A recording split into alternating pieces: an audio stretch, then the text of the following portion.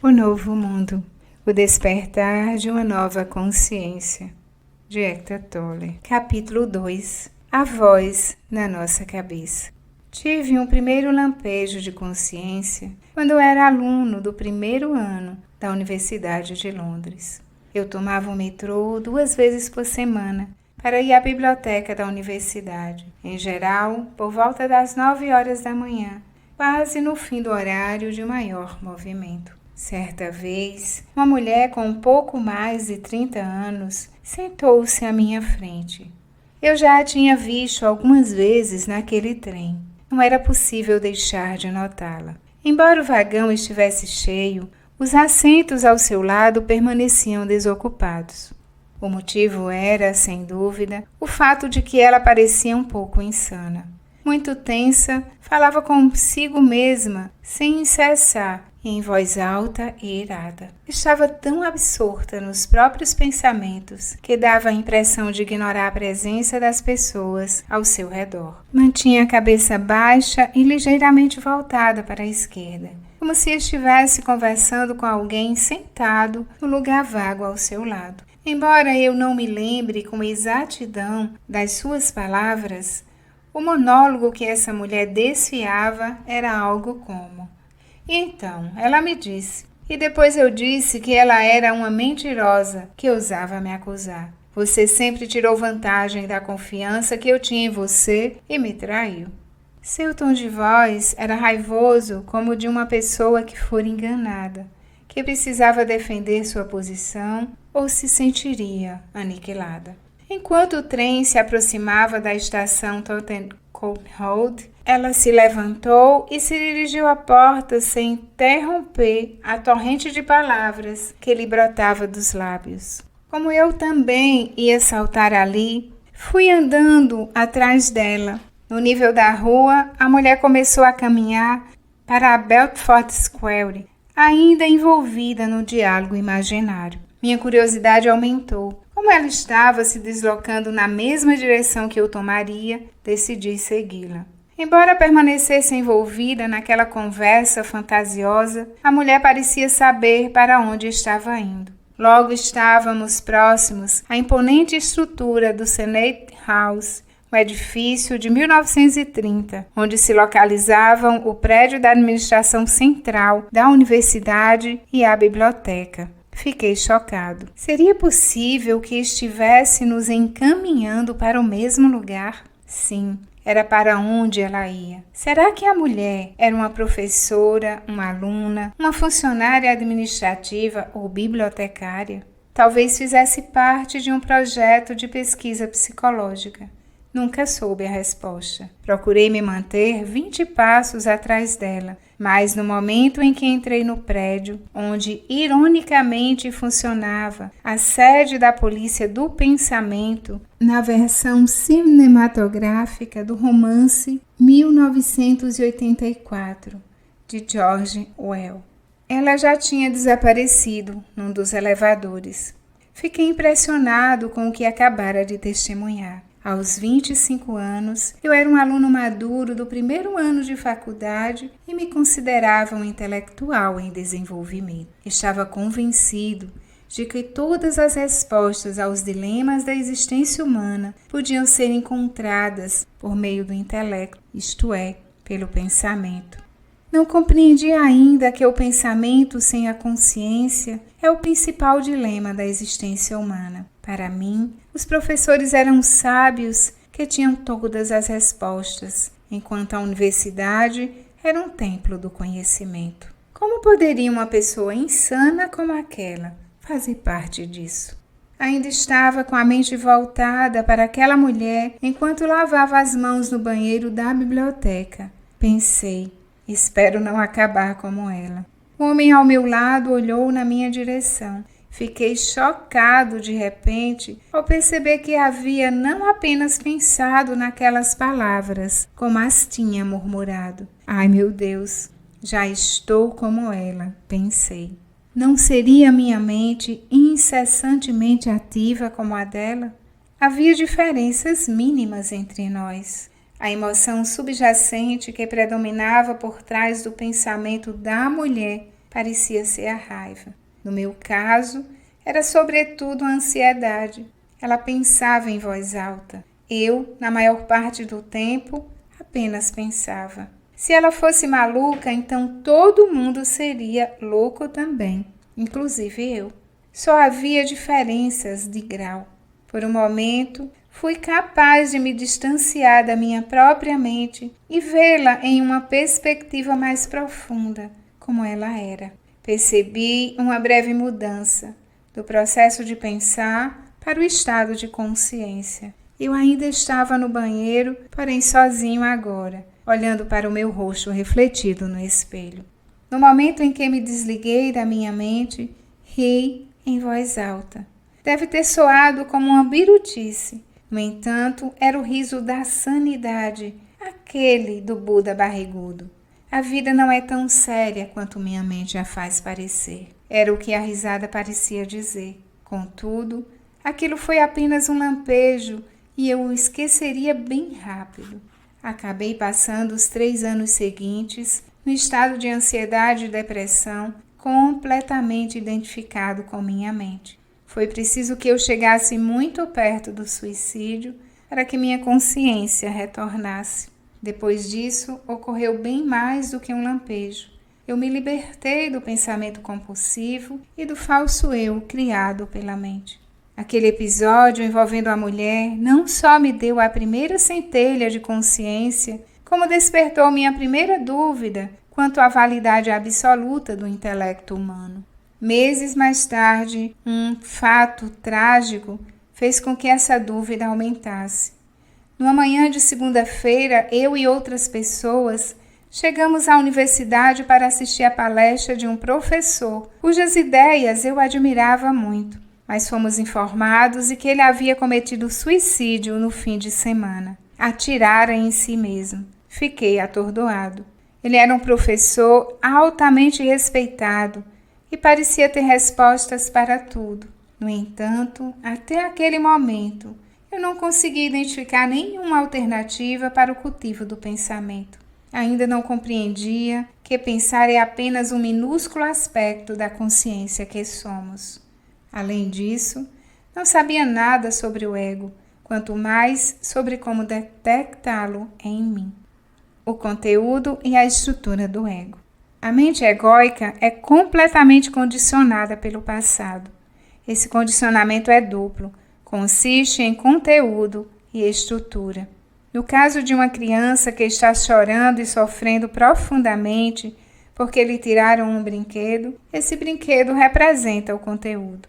Ele pode ser tocado por qualquer outro conteúdo, isto é, por qualquer outro brinquedo ou objeto. O conteúdo com o qual alguém se identifica é condicionado pelo ambiente, por sua criação e pela cultura dominante. Tanto faz se a criança é rica ou pobre, e também não importa se o brinquedo é um pedaço de madeira no formato de um animal ou um aparelho eletrônico sofisticado. O sofrimento causado pela dor do objeto será o mesmo. A causa dessa dor aguda está oculta na palavra meu e é estrutural. A compulsão inconsciente para ressaltar a própria identidade por meio da associação com um objeto é construída na própria estrutura da mente egóica. Uma das mais básicas estruturas mentais que possibilita a existência do ego é a identificação. A palavra identificação deriva dos termos latinos idem, que significa o mesmo, e facere, que corresponde a fazer. Portanto, quando nos identificamos com algo, fazemos dele o mesmo. O mesmo que o quê? O mesmo que nós. E lhe atribuímos a percepção do eu. Assim ele se torna parte da nossa identidade. Um dos níveis mais básicos de identificação é com as coisas. Tanto que dizemos meu brinquedo, e mais tarde se torna meu carro, minha casa, minhas roupas, e assim por diante. Tentamos nos encontrar nas coisas, porém nunca conseguimos fazer isso inteiramente e acabamos nos perdendo nelas. Essa é a sina do ego.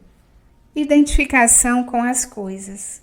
Quem trabalha no setor de publicidade sabe muito bem que, para vender produtos supérfluos ou desnecessários, é preciso convencer as pessoas de que esses objetos acrescentarão algo à maneira como elas se veem ou são vistas pelos outros, ou seja, que adicionarão alguma coisa à sua percepção do eu. Os anúncios fazem isso, por exemplo, nos dizendo que vamos nos destacar da multidão usando tal produto e assim, por implicação, seremos mais plenamente nós mesmos. Outras propagandas criam uma associação na nossa mente entre o produto e alguém famoso, jovem, atraente ou de aparência feliz. Até mesmo imagens do início da carreira de celebridade, que agora já estão velhas ou mortas, funcionam bem para esse propósito. O pressuposto implícito é de que, comprando determinado item, nos tornamos, por meio de uma apropriação mágica, como essas pessoas, ou então assumimos sua imagem superficial. Assim, em muitos casos, não estamos adquirindo um produto, mas um meio de realçar nossa identidade. As grifes de estilistas são, em termos básicos, identidades que compramos. Elas são caras e, portanto, exclusivas. Se todo mundo pudesse adquiri-las, seu valor psicológico se perderia e nós ficaríamos apenas com seu valor material, que talvez represente apenas uma fração do preço que pagamos por elas. Com que tipo de coisa cada um de nós se identifica é algo que varia de pessoa para pessoa, considerando a idade, o sexo, a renda, a classe social, a moda e a cultura dominante, entre outros fatores. Aquilo com que alguém se identifica tem tudo a ver com o conteúdo, enquanto a compulsão inconsciente para se identificar é estrutural. Essa é uma das maneiras mais básicas pelas quais a mente egóica funciona. Paradoxalmente, o que mantém a chamada sociedade de consumo é o fato de que tentar encontrar a si mesmo por meio de coisas não funciona. A satisfação do ego tem vida curta. Assim, a pessoa continua buscando mais, continua comprando mais, continua consumindo. É claro que nessa dimensão material em que nosso eu superficial vive, as coisas são uma parte necessária e inevitável da vida. Precisamos morar em algum lugar, necessitamos de roupas, móveis, ferramentas, transporte, etc.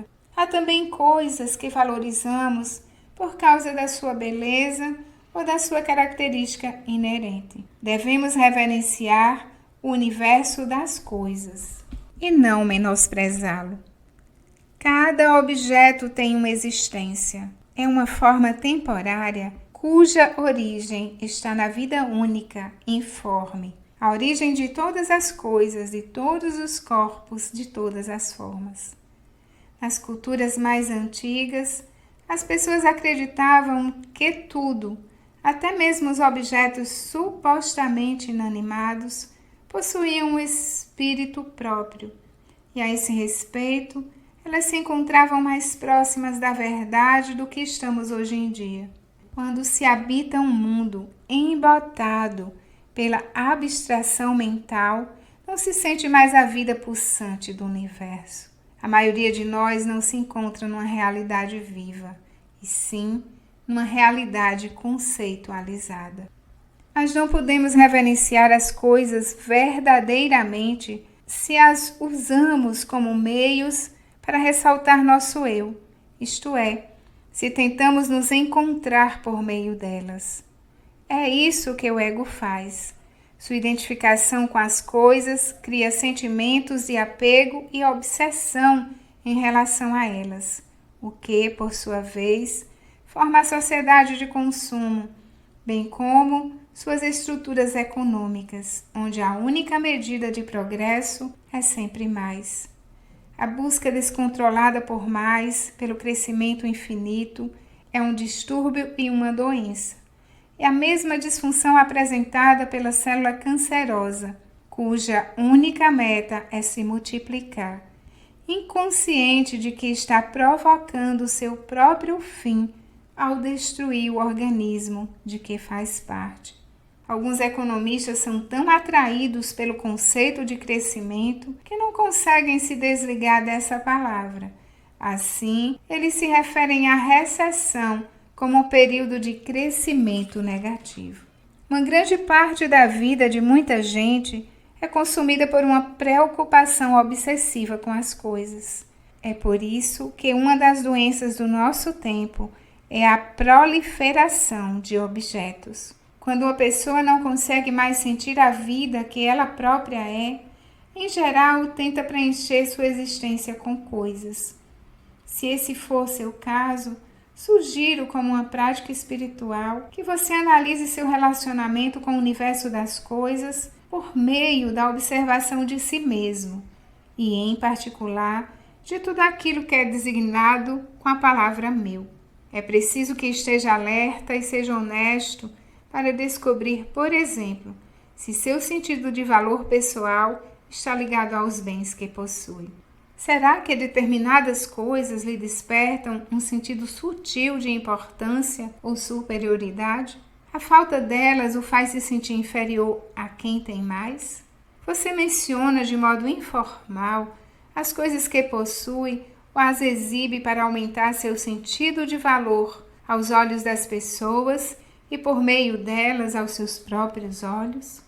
Costuma ficar ressentido ou irado e, de alguma forma, se sente diminuído na percepção do seu eu quando constata que alguém tem mais do que você ou quando perde um bem valorizado?